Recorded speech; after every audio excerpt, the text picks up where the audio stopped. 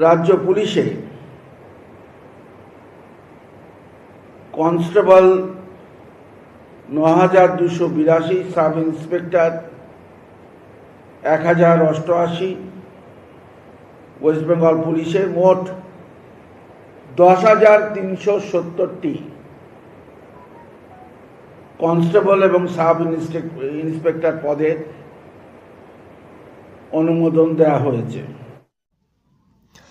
জয় হিন্দ বন্ধুরা, তোমরা দেখছো তোমাদের ইউটিউব চ্যানেল মা online point. WEP new vacancy 2020। তো অনেকে কমেন্ট করেছিলে যে দাদা কবে ভ্যাকেন্সিটা বেরোবে, আর এই ভ্যাকেন্সির খবর আশা করি তোমরা হোয়াটসঅ্যাপ গ্রুপ বা বিভিন্ন গ্রুপে কিন্তু তোমরা পেয়ে গেছো অলরেডি। ওকে, কনস্টেবলের সংখ্যা তোমাদের রয়েছে যেখানে ৯,২৮২টি, সাব ইন্সপেক্টর পদের সংখ্যা রয়েছে তোমাদের 1,088টি। তো তোমাদের বলেছিলাম বছরের প্রথমে কিন্তু তোমাদের একটা যে SI-এর ভ্যাকেন্সি সেটা কিন্তু বেরোবে বড় ধরনের, ঠিক আছে। আর কনস্টেবলের সংখ্যাটা বেশ ভালো রয়েছে। দেখো তোমাদের কনস্টেবলের সংখ্যা যে রয়েছে এখানে কিন্তু ছেলে মেয়ে উভয় রয়েছে। আর তোমরা দেখতে পাবে তোমাদের WB নিউ ভ্যাকেন্সি নিয়ে কিন্তু আমি তোমাদের ভিডিও বেশি করতাম না, কারণ সবথেকে বড় একটা যতটুকু আমি খবর পেয়েছিলাম, তোমরা সমস্ত খবর এই চ্যানেলে কিন্তু তোমরা অথেন্টিক খবর পাও। আর অনেকে কমেন্ট করছিল, তার রিপ্লাই আমি দিতাম না। কেন? কারণ যে তোমাদের রাজ্য পুলিশের যে নতুন ভ্যাকেন্সি বেরোবে সেখান থেকে কিন্তু সরকার থেকে কোনো রকম অনুমোদন দেয়নি। ওকে, এবার সরকার কিন্তু অনুমোদন দিয়ে দিয়েছে, মানে তারা নোটিশ দিয়ে দিয়েছে PRBকে, তোমরা এখন ভ্যাকেন্সিটা রিলিজ করতে পারো। ওকে, তোমাদের আমি সমস্ত কিছু ভাঙিয়ে বলছি, ভিডিওটা ভালো করে দেখো। আর দেখে ভালো লাগলে কিন্তু একটা অবশ্যই লাইক করে দিও, কারণ তোমাদের সমস্ত কিন্তু খবর বা সঠিক আপডেট কিন্তু এই চ্যানেলের সবার ফার্স্ট প্রোভাইড করে থাকি আমি তোমাদের, ঠিক আছে।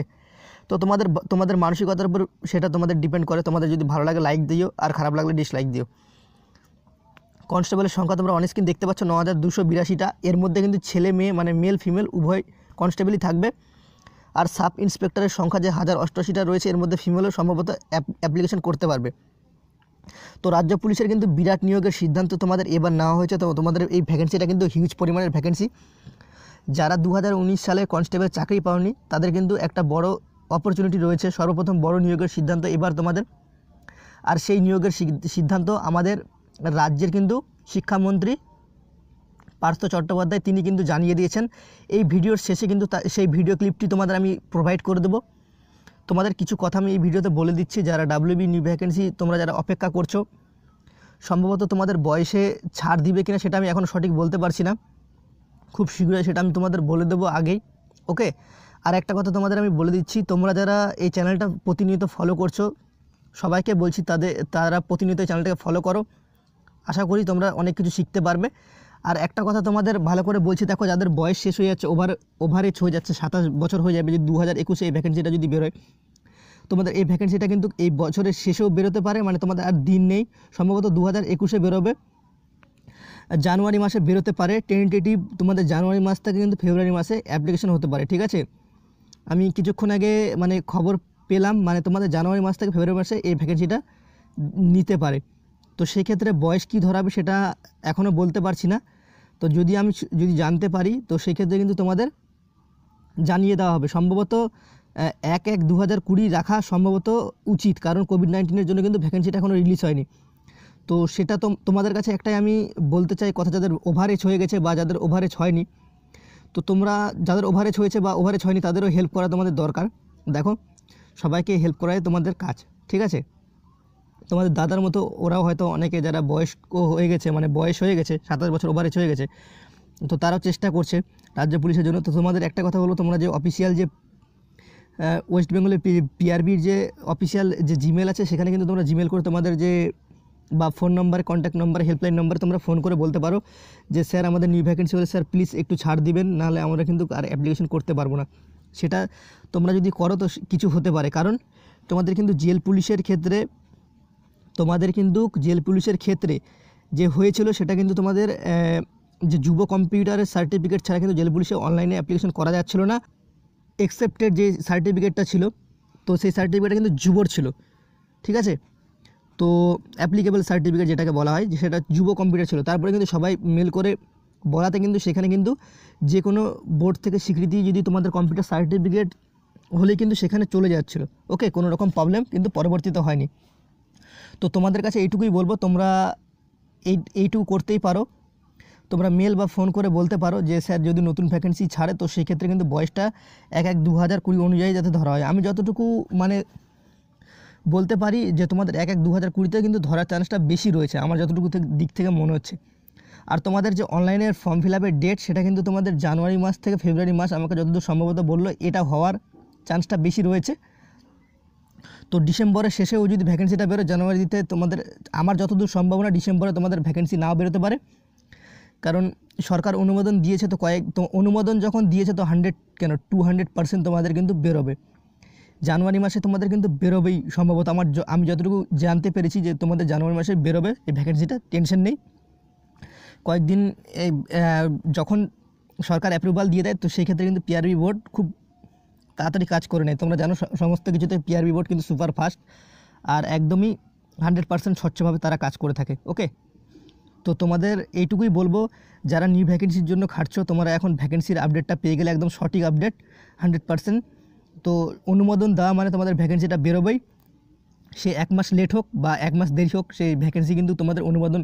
তোমাদের একটা কথা বললাম ভিডিওর প্রথমে যে তোমাদের এতদিন ধরে যে নিউ ভ্যাকেন্সির সেটা কিন্তু ঘোষণা হয়েছিল কিন্তু অনুমোদন দেওয়া হয়নি, ঠিক আছে। ভ্যাকেন্সিটা বের করার একটা অনুমোদন মানে যে তোমাদের অনুমোদন দেওয়া হোক, মানে অনুমোদন দেওয়াটা আর বলাটা কিন্তু অনেকটাই ডিফারেন্ট, ঠিক আছে। অনুমোদন দেওয়া মানে তোমাদের ওটা বের করতেই হবে খুব শীঘ্রই। তো সেই ক্ষেত্রে তোমরা দেখে নিয়েছো যারা পড়াশোনা করার ক্যান্ডিডেট রয়েছো যে পড়ে তুমি চাকরিটা পাবে, এখন থেকেই পড়ো। না হলে যদি তুমি 1 মাস আগে থেকে পড়ো তো সেক্ষেত্রে আবার ফেল করবে, আবার তোমার সেই একই কথা ফেল করার পর দাদা নিউ ভ্যাকেন্সি কবে আসবে, এই ভ্যাকেন্সিতেই নিজের নাম লেখার চেষ্টা করো। ওকে, এর পরবর্তীতে কখন ভ্যাকেন্সি আসবে না আসবে কোনো গ্যারেন্টি নেই। তো তোমরা যারা কনস্টেবলের জন্য যারা খাটছো তারা কনস্টেবলে খাটো, যারা গ্র্যাজুয়েশন পাস রয়েছে তারা এসআই কনস্টেবল দুটোর পিছনে খাটতে পারো। ওকে,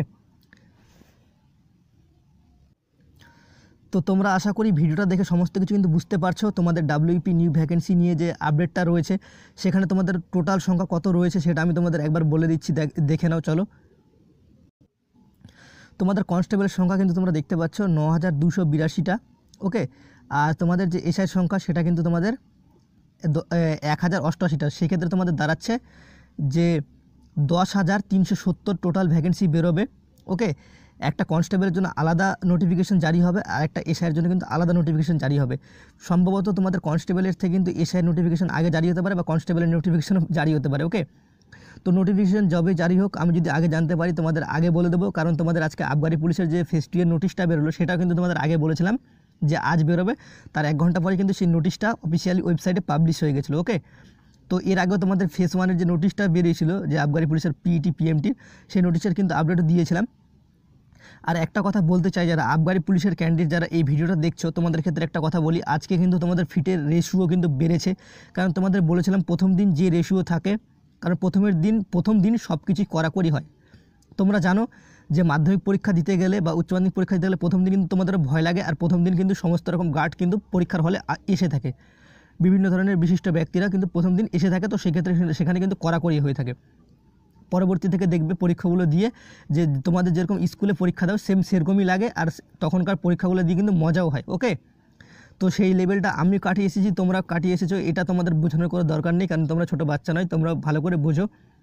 কারণ প্রথম দিন কিন্তু ডিআইজি স্যার নিচেই উপস্থিত ছিল, তো সেই কারণে সেখানে কিন্তু কোনো রকম ছাড় দেয়নি। আজকে কিন্তু বিভিন্ন জায়গায় কিন্তু ছাড়ও দেওয়া হয়েছে। কীরকম তোমাদের ছাড় দেওয়া হয়েছে, কেউ যদি চেস্ট না ফোলাতে পারে তো তাকে সঙ্গে সঙ্গে কিন্তু তোমাদের আনফিট করেনি, 5-6 বার চান্স দিয়েছে। যার ওয়েট কম রয়েছে 1 কিলো তাকে কিন্তু জল খেয়ে আসতে বলেছে যে তুমি জল খেয়ে এসো বা কিছু খেয়ে এসো, তুমি ওয়েট বাড়িয়ে নাও, তারপর তোমাকে ফিট করে দেওয়া হবে, ঠিক আছে। এইভাবে অনেককে চান্স দেওয়া হয়েছে, আমি সমস্ত রকম আপডেট পেয়েছি গ্রুপে। আর যদি ভিডিওটা এটুকুই ছিল, যদি দেখে তোমাদের যদি ভালো লেগে থাকে আর নতুন ভ্যাকেন্সি নিয়ে তোমরা অবশ্যই খাটো। আমি চাই যেন তোমাদের যত ভাই ডাব্লিউবি কনস্টেবল যতজন ফেল করেছে আশা করি এই ভ্যাকেন্সিতে যেন সবারই চাকরি হয়ে যাক, নতুন ভাইদের চাকরি হোক। কারণ 10,370 কিন্তু কম একটা ছোটোখাটো ভ্যাকেন্সি নয়। যারা পুলিশের স্বপ্ন দেখছে যে আমি পুলিশই হব, তো পুলিশের স্বপ্নটা এবার ফেরাতে দিও না। আর কলকাতা পুলিশ সম্পর্কে অনেকে কমেন্ট করেছে, দাদা কলকাতা পুলিশের ভ্যাকেন্সিটা এখনও কেন বেরোলো না। তোমাদের কালকে সমস্ত রকম কিন্তু খুঁটিনাটি কলকাতা পুলিশ সম্পর্কে, কালকে যদি টাইম পেয়ে থাকি তো তোমাদের কলকাতা পুলিশ সম্পর্কে সমস্ত খুঁটিনাটি বলে দেবো, কেন কলকাতা পুলিশের ভ্যাকেন্সি বেরোচ্ছে না বা কেন বেরোবে না বা কী কারণে বেরোবে না বা বেরোবে কি না বেরোবে না, সঠিক আপডেট তোমাদের দিয়ে দেবো, ঠিক আছে। তো ভিডিওটা এইটুকুই ছিল, অনেক বড় নাহলে ভিডিওটা হয়ে যাবে। ভিডিওটা এইটুকুই ছিল, দেখে ভালো লাগলে অবশ্যই একটা লাইক করে দিও, প্রচুর পরিমাণে বন্ধুদের মাঝে শেয়ার করে দিও। জয় হিন্দ, জয় ভারত। দেখা হচ্ছে পরবর্তী ভিডিওতে। ততক্ষণ তোমরা ভালো থাকো, সুরক্ষিত থাকো। বাই।